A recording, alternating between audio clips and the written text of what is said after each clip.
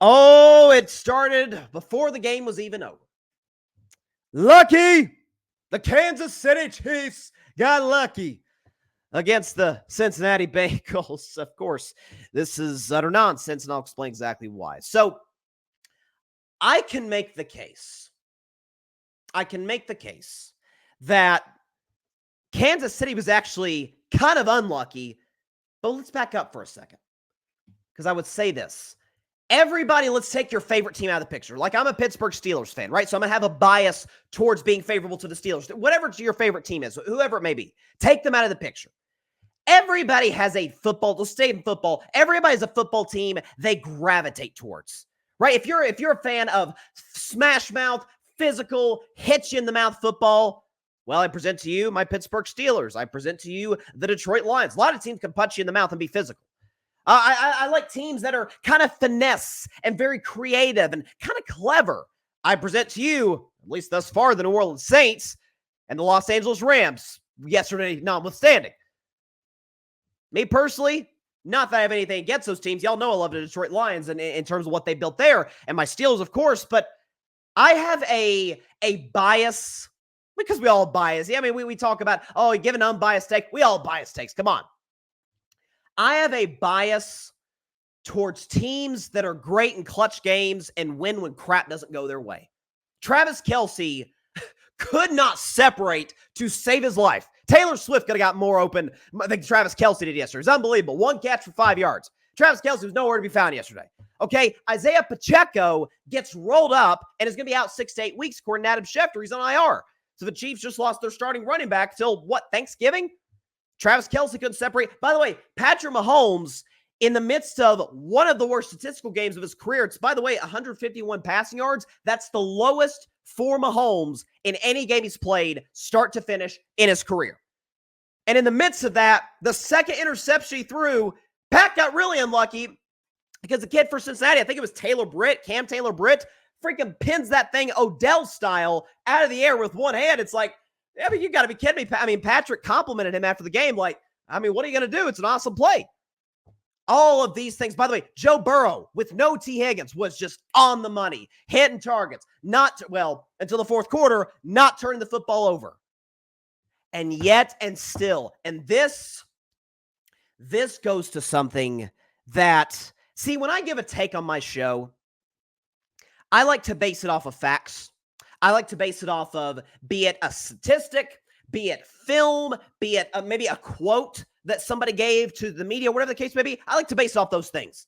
Things that actually happen in front of us or that we can read. This, what I'm about to say right now, you can't do any of that.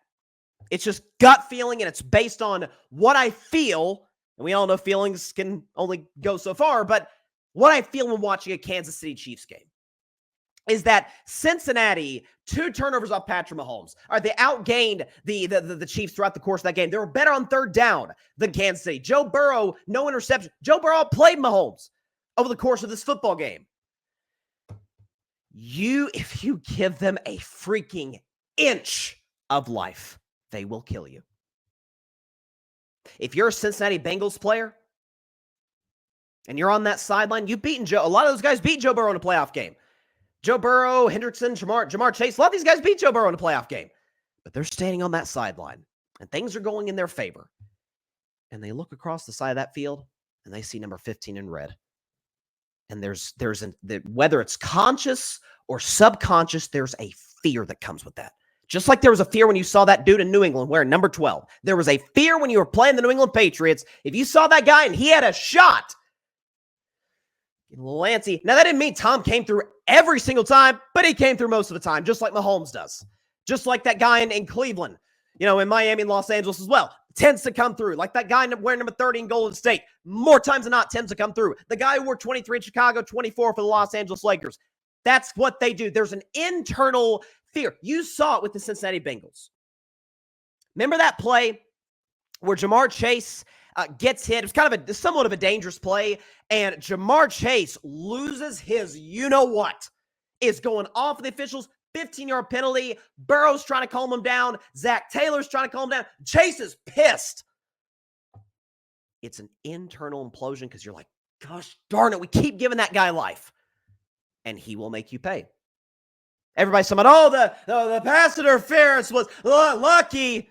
Oh, so we're just gonna ignore on the 4th down and 6 when Mahomes delivered a perfect pass for what would have been a first down.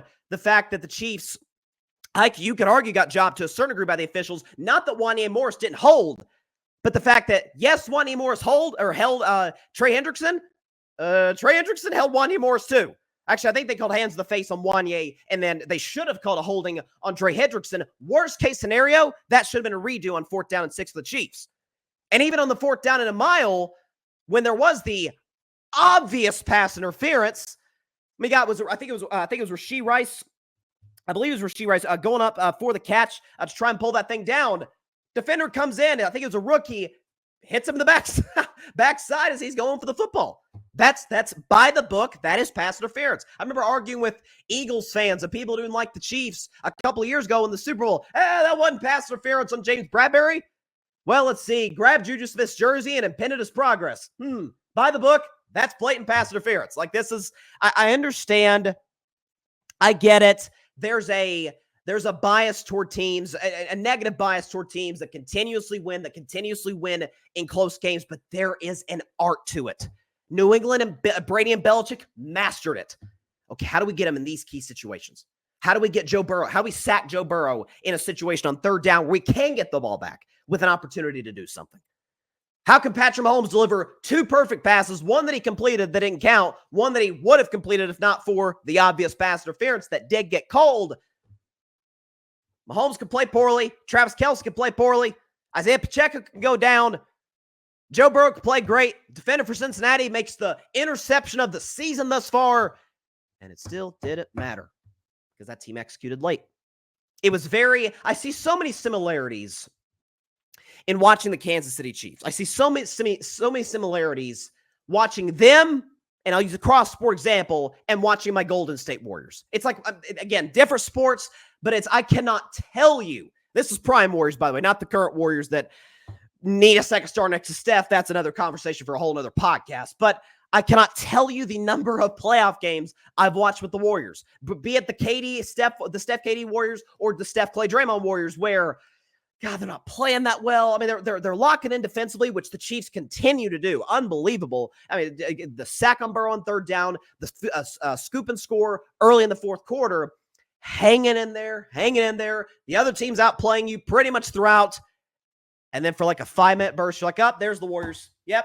Yeah, Steph makes like 3 or 4 threes in a row and is shimmying, and Clay's hitting shots, and Draymond is getting into the heads of the other team, and Steve Kerr's pushing all the right buttons in terms of substitutions. He finds a 5-man lineup depending on the other team's matchups. That works. That's the Chiefs, ladies and gentlemen, and that's what they do.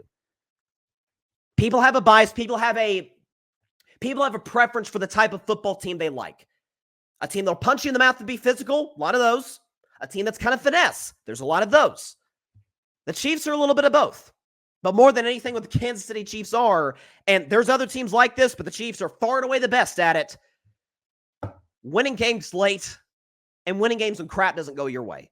Because I'll tell you this, if people can whine about that call at the end, even though, again, obvious pass interference, that Kansas was out of Kansas City's control when it gets Kansas City than when it gets Cincinnati. I just laid out the reasons. Pacheco gets hurt. Kelce not separating. That's on Kelce. But the second Mahomes pick, great play by the Bengals. That's out of Mahomes' control. All those different things. The best clutch quarterback in the league, the best coach in the league, the best clutch kicker in the league. I mean, to be honest with yourself, how many teams you see in college football when there's like, a team that has a limited quarterback and they're like trying to pull an upset like Kentucky almost did against Georgia this weekend, right? They're driving down, and once they get like on the precipice of field goal range, then they go conservative. Then they run the football. They don't want to make any mistakes. When Kansas City got the PI, got down to the Cincinnati 32, and Butker lined up for that field goal, be honest, like, you knew that was going through. This is what he does. How many kicks has Butker made in his career? How many times Mahomes gotten them down in the field goal range or scoring a touchdown to win it? I mean, this is what they do. I mean, it's like watching the Patriots, but with different uniforms, a different quarterback and coach. It's beautiful to watch. Listen, it's at some point or another, someone's going to have to step up and beat these guys. And for the record, no one's come closer than the team they just faced. We can talk about the Bills 0 for against the Chiefs. We can talk about the Ravens, 0 for 1, but still 0 for the Texans. We'll see. We've never seen it before. Joe Burrow, Cincinnati, always play their A game against the Chiefs. But in the key situations, they didn't. And the Chiefs did, and that's why they won the game. Thanks so much for watching the show on YouTube, and be sure to go click that big red subscribe button and check out the other clips and full shows from Carving It Up Live, as well as our other incredible content creators here on the Grid Network.